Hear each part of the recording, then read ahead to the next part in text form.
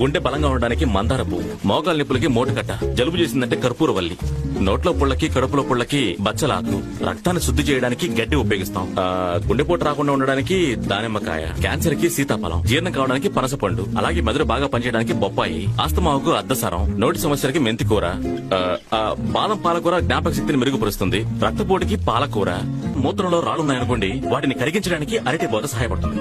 ఇవన్నీ ఆహారంలో భాగం ఒకప్పుడు. ఇప్పుడు జబ్బులిస్తే నయం చేసే మందులయ్యాయి. నేను బయట చూశానయ్యా, అందరూ డబ్బులిచ్చి జ్యూసులు తాగుతున్నారయ్యా. ఇక్కడ గనక పెంచామంటే నడవడానికి వచ్చిన వాళ్ళందరూ వాటిని చూసి కాస్త తీసుకుని ఇంటికి వెళ్తే అందరూ తింటే బాగుంటారయ్యా.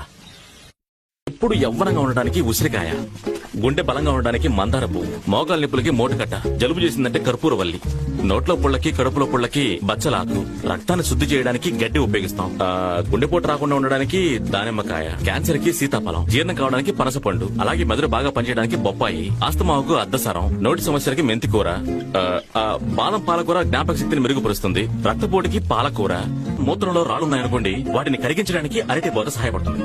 ఇవన్నీ ఆహారంలో భాగం ఒకప్పుడు. ఇప్పుడు జబ్బులిస్తే నయం చేసే మందులయ్యాయి. నేను బయట చూశానయ్యా, అందరూ డబ్బులిచ్చి జ్యూసులు తాగుతున్నారయ్యా. ఇక్కడ గనక పెంచామంటే నడవడానికి వచ్చిన వాళ్ళందరూ వాటిని చూసి కాస్త తీసుకుని ఇంటికి వెళ్తే అందరూ తింటే బాగుంటారయ్యా.